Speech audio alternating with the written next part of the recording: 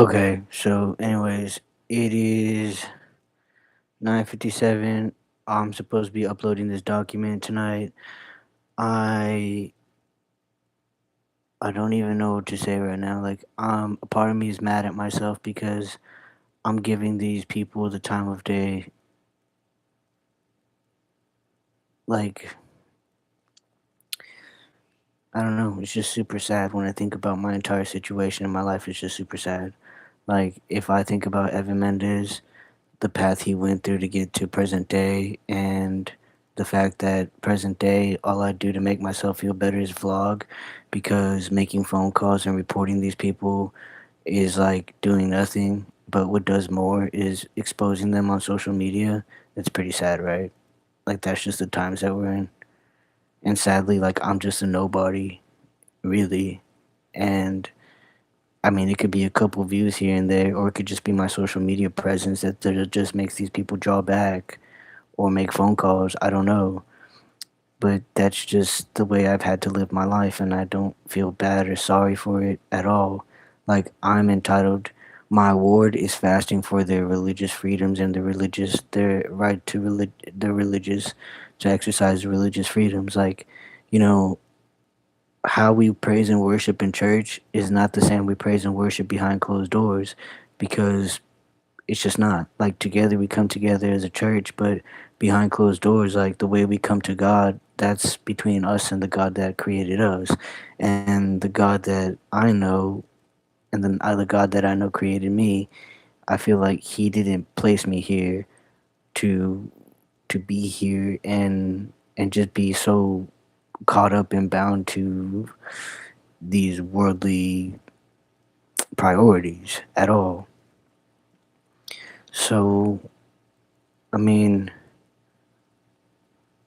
I feel angry with myself because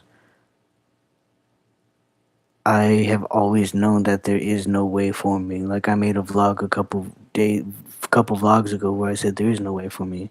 There is no way for me to, after what I've gone through, have a normal job. There is no way for me. There just isn't. Like, for Jesus today at Desert Industries, and for Emily, and for, you know, Luke, and, for these people that have these jobs that have been with these government agencies or whatever, like, for them, I'm glad. Like, I'm glad that you're able to have a job and live with yourself doing what you're doing. But for me, I was in the military. I did what I had to do. I'm a veteran now. Leave me the F alone. Like, and I see the reality. I see straight through all of these people. Like, I see straight through Dr. Nweki. I see straight through Tamara and Lucette and the lady that looks like Miss Kelly. Forgot her name already. I knew her name. And Sierra and Julia and Samantha. Like, I see through these people and I'm just so numb. Like, I do not care. Like, Josh, first day he showed up, he's like, I'm Josh.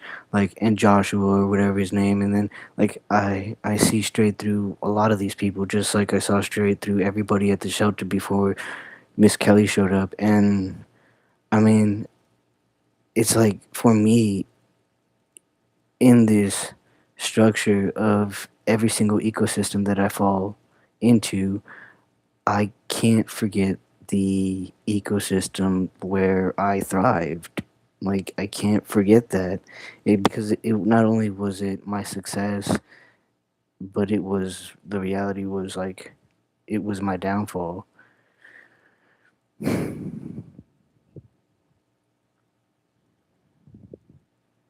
And I think, like, when there are those, like, icebreakers in social settings, and they're like, let somebody know something about you that, like, not many people know about you, and it's, like, hard for me. Like, I have to live with myself and the things that I have done, as far as, like, you know I had to forgive myself for awful things that I did without knowing that I did them while working for that company. And that was tough. it was tough. It was just tough enough, like having lived and having that accident, that moment of impact be the worst moment of my life, and then losing everything after that. So,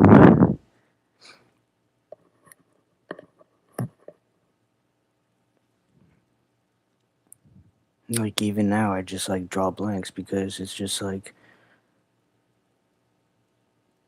I've just been so gaslit. And it's like,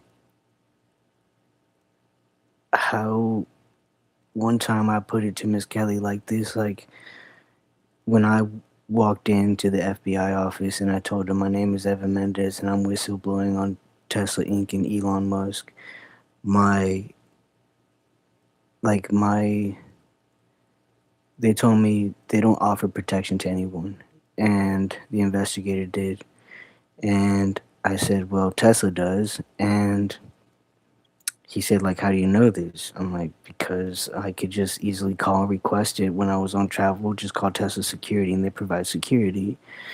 And I mean, because I work for them, is how I know. And then it was like a little discouraging walking up to the Houston FBI office and there's Teslas in the parking lot. So there's that. And so I just like I can't make these things up. Like this is my life, and sadly, I wish it wasn't. I wish I could be telling people any other story instead of reliving and retelling and retelling and retelling my story, repeating and repeating and repeating myself. It is super frustrating and super aggravating. And I talk to people every day that swear that they're like the highest of the high when it comes to frauds and scams, and I feel like they're the most fraudulent, scammy people that I have to interact with. And I'm just like, this is just like I don't even know what to say. Like clearly, like something's wrong here. Like clearly, there's truly something wrong. And I also think that you know it's just dumb to me. Like this guy John, he said he was a veteran. So I'm just thinking to myself, like, if you are a veteran and you work for VAOIG, you are in the exact same healthcare system that I am. And the reality is if he's not, then I want to know what health insurance provider he's with and he's paying out of pocket. Because if this is what's happening to me, it's happening to you. And if you think that your life is so pristine and it's not happening to you, then your shit really smells awful. So, I mean, I'm just like sitting here just angry at myself because this email that came through, I'm just like, commit, like I've committed not just my life to God and to Christ and to being the best of myself in the worst parts of my life. Like I saw like the back of my neck, the groove of my neck, and like even right now, I don't know if I can really show you, but I have like this ball on the back of my neck. Two, one little one right here. I don't know if I can try to turn.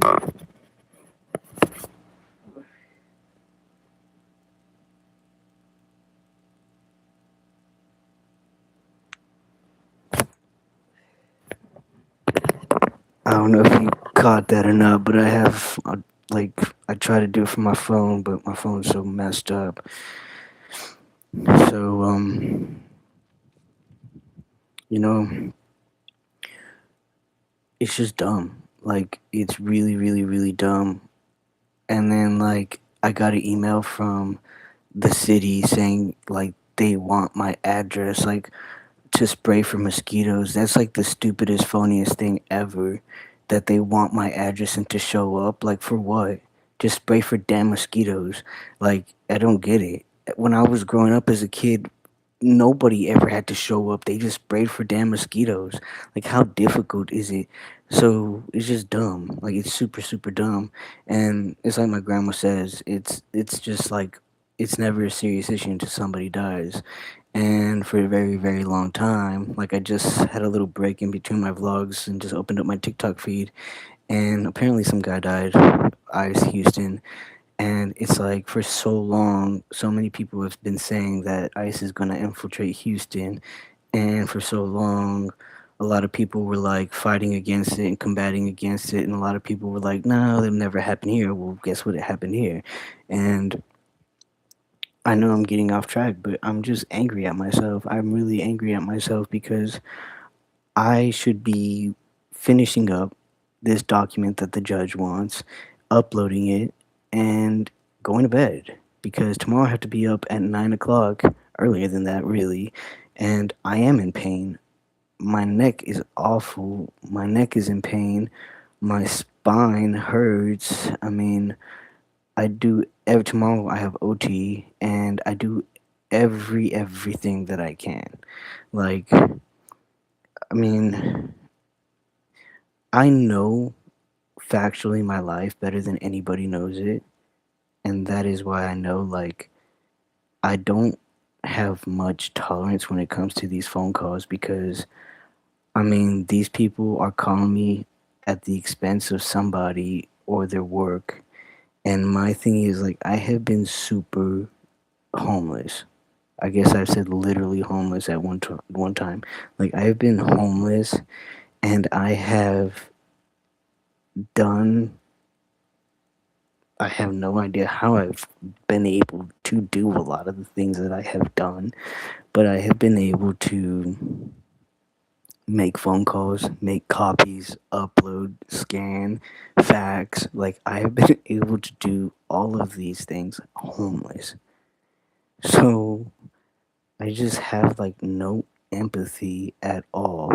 And I have no empathy for this law firm that swears that, like, all of these things. And here I am in this situation, like, and I'm answering your phone call and I'm still responding to your email that shows up in my junk mail. Like, I don't know what more like is expected for a veteran or a person. Like, at least I admit my life, my wrongs, my thoughts. Like, at least I'm able to do these things safely and openly. Like, for so long I stayed quiet for like the longest time. I just stayed quiet, and now I just can't shut up.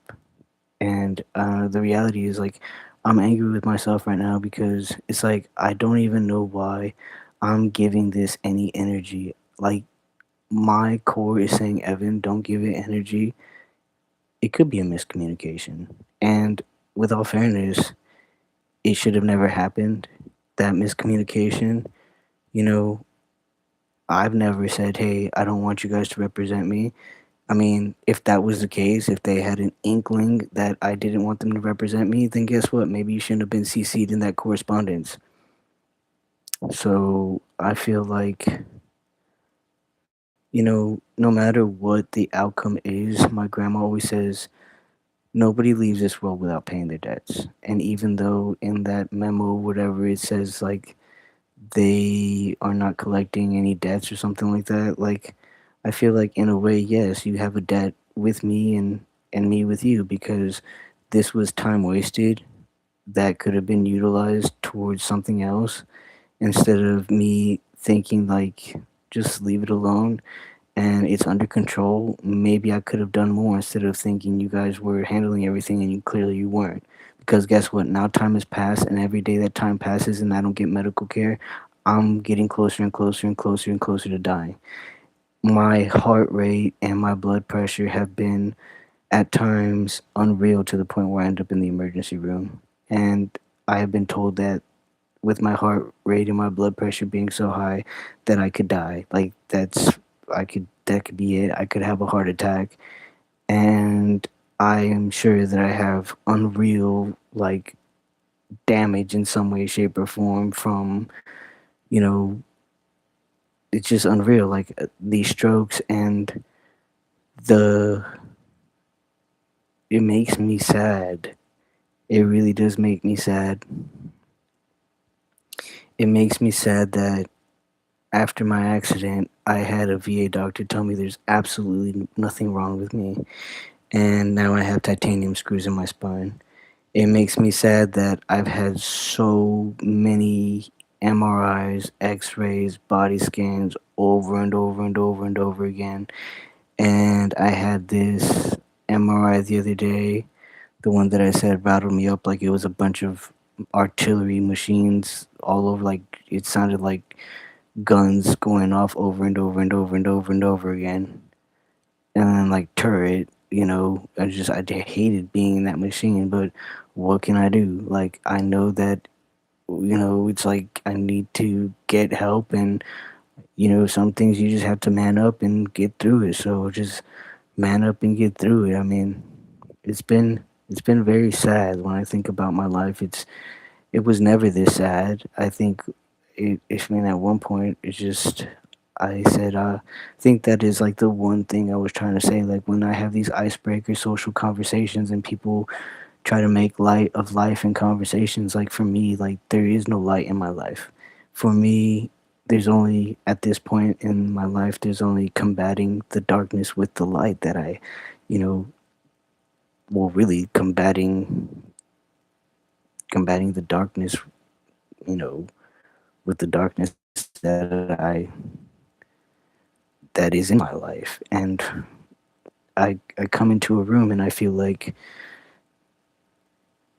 that's like maybe that's just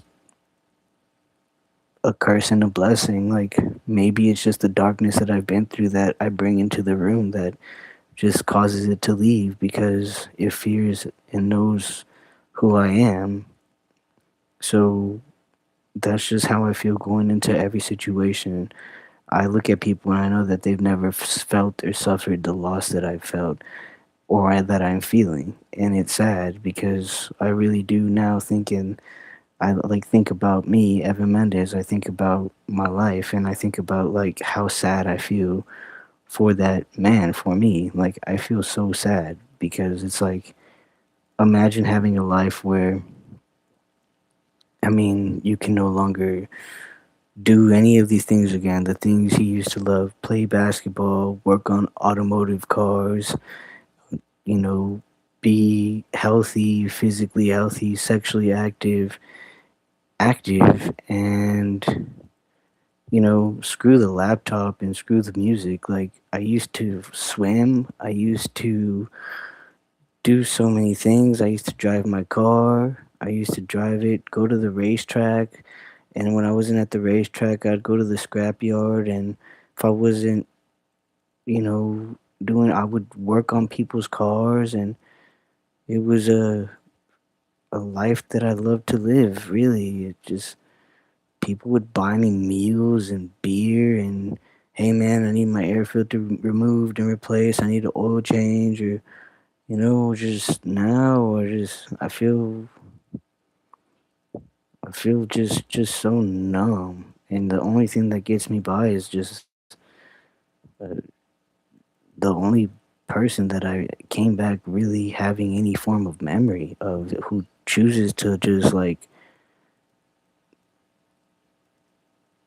you know not have any form of communication with me, which is like cool. I don't care.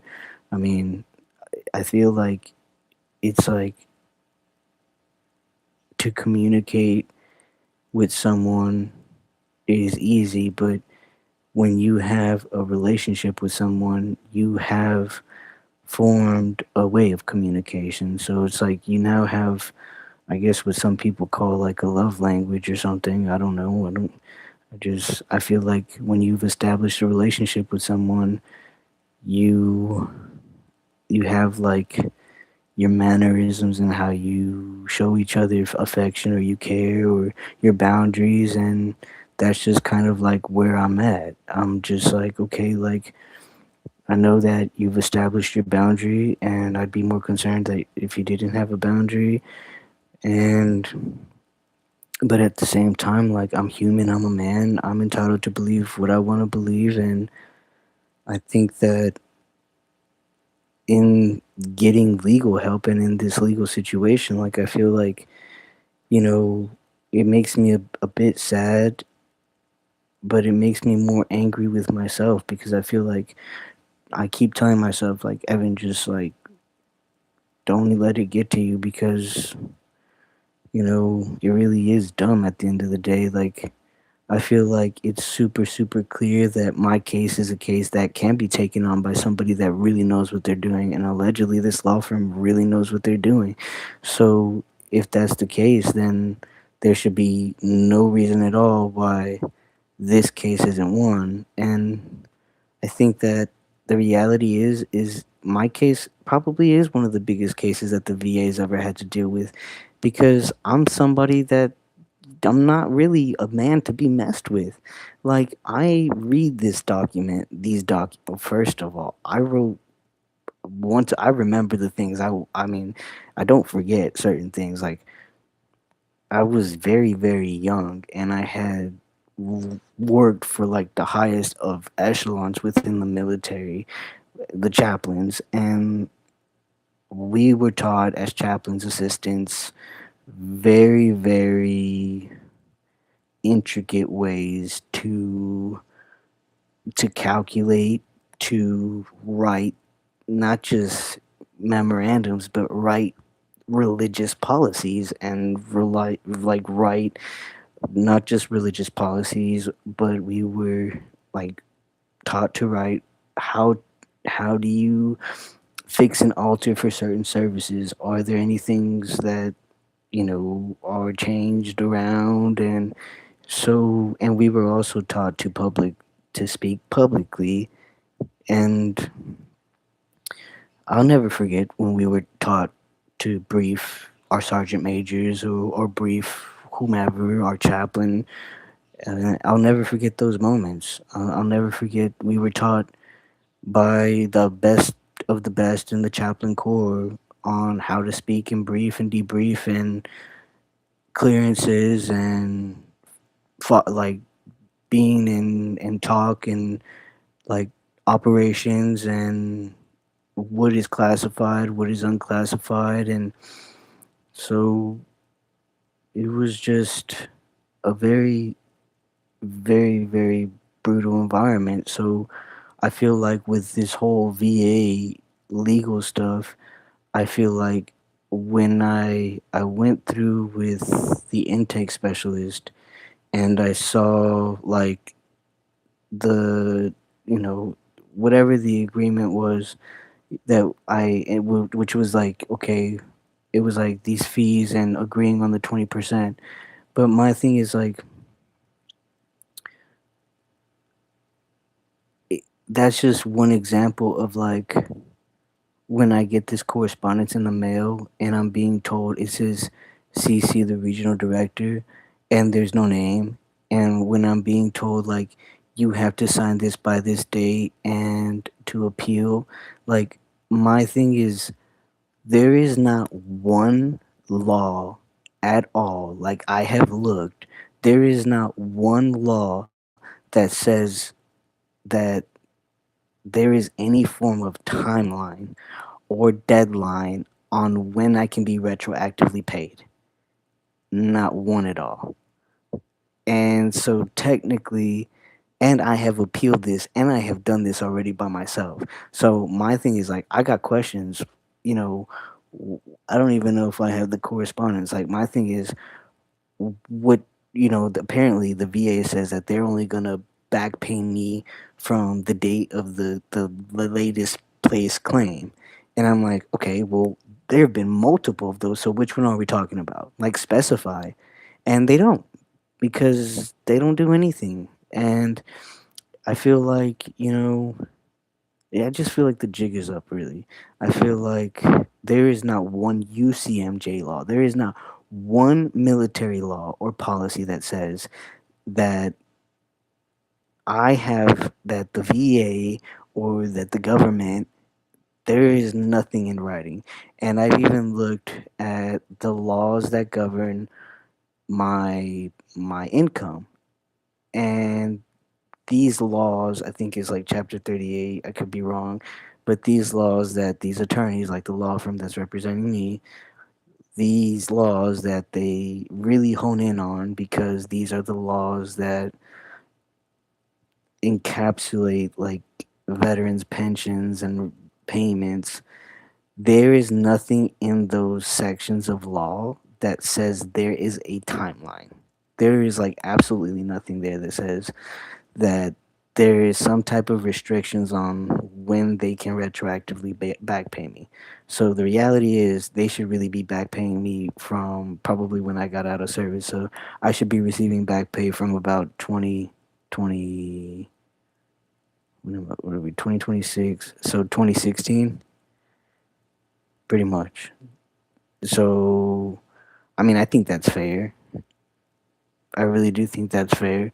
From the time I got out to present day, getting back pay, I think that's super fair because there's nothing in writing, and it's like there's so many things involved, like my sexual trauma, and and Sharp was not in place at the time of my service. At the time of my service, Sharp was not in place. I think Sharp was barely in place, and from what I remember about Sharp training, it was like a very horrible pixelated video that they showed us. It was like a brand new thing, and they showed us this sloppy video of like two guys and a girl, something like that. And then that was like when they started doing like the battle buddy thing. Like you had to have two males with a female and two females with a male or some crap like that. And I mean, that didn't even work anyway. So it's just awful. Mm. Don't ask, don't tell was like, like that was taken away. So then I think it was like a few weeks after basic training, um, people could openly serve. Like, so there were so many things, and I'm sure I'm not the only veteran. I'm just the only veteran that's like really saying like, I'm not going to allow you guys to do this to me anymore. Like, write me freaking Dear John love letters and tell me this crap, and then tell me call you guys in the case of, and I call you guys and you guys BS me and don't do anything about it because I've called just about every single number on every form of correspondence that I've ever gotten, and what is made out of it? Nothing. Like, I see through all of these documents that I'm being given. I mean, I see through everything. I've seen through everything. Maybe that's the problem. And the problem is that the people that are involved in trying to make all of this right, they don't give me any form of respect in the sense that, like, the acceptance of my humanity. Like, accept the reality that I'm not sitting here saying I'm smarter than everybody, and I wish I wasn't. I really do. And maybe that's people's frustration with me, that I wish I was dumb. I really do. My life would be so much easier. I think if I was dumb, like dumb, dumb, dumb, like as dumb can be, I think I would probably have a house. I would probably be able to probably walk again. I probably would have a car again. And, I think that I would have such a better life if I was just dumb. But I just can't. I try to pray it away. I say, God, please make me dumb. Just it's just not in my plans. And so I'm just angry at myself. I'm really angry with myself because I let this take up some of my time and I really shouldn't have. And I bet you the time I let it take up in my life, these people didn't even think twice about sending that email. These people try to figure me out, and I've known like so many. I mean, I've been doing this for quite some time, like learning for myself, like federal law, and UCMJ's always been common to me because I was in the military, but learning federal law and learning my rights as a veteran because I'm covered and protected under so many rights and laws as a veteran. And allegedly this lawyer's a veteran and an MP himself. But my thing is this, like, my thing is, just be real with me. Like, just be real with a brother. Like, don't be phony. Don't say you're somebody that you're not. And because apparently I have some unreal sense of hearing, and apparently when I wear headphones, it's making my whatever it is worse. my tinnitus worse, and I believe that. So I actually got some new headphones that have helped a lot. They're not like lodged in my ear, and if I heard John's voice again, I would know it. Just like when I heard that investigator's voice, and just when I heard that whistleblower lawyer's Zuckerman or whatever, Zucker, whatever, when I heard his voice, I remembered it. Like, I know these people's voices, and I think that I've just been super, super, like, I don't think that there's any form of, like, compassion towards me considering what I've been through. Like, how would you feel when people constantly touch you? How would you feel when people constantly violate you? I mean, and then there are times where I've told myself, well, can I blame them? Like, I am a good looking guy. I mean, am I like good looking? Like, am I like, I don't know, am I like, what's his name from Blues Clues? Where he was the most wanted bachelor at one point? No. But I think that that's what people that are victims of sexual harassment, like, and I think sadly that's what people that are, and then me having that trauma of like grooming, being groomed to corporate standard to recruit people, like, I think that I have a lot of just, I think a lot of, like, really still a lot of stuff I have to rummage through with myself. Like, have I forgiven myself? Yes, because I didn't know. But at the same time, it's like understanding how those types of corporate structures use people like me, use people that are handsome, that are good looking, or women that are good looking, so that they can keep recruiting more and more and more people. Like, it's awful. It's not a good thing. And I mean, I would rather be how I am now than be that way. So I'm just more frustrated with the fact that, like, I should have already napped. Like, I could have napped, sent the email, and gone back to bed so that I could wake up early tomorrow. But instead, I'm sitting here vlogging and just like letting it all out for a reason, I guess. I don't know the reason. It's just very frustrating to say the least. Like, tomorrow I have OT. I don't know. Like, I just don't have any tolerance for this stuff. I really don't. Like, this is why my life is in shambles. Like, show me a real lawyer, because I have not met a real lawyer ever. I've never really met a real lawyer. Never. I've never met a real lawyer. Maybe that should be the title of my book, because I never have. And the only time that I had any interaction, I mean, I think that one interaction really saved my life. Did I meet her? Did I meet them? No. But I mean, that one interaction gave me enough motivation to be able to learn how to fight for myself, and to not be afraid to fight for myself. And I don't know. I think that this is going to be a huge, like, learning experience for everybody.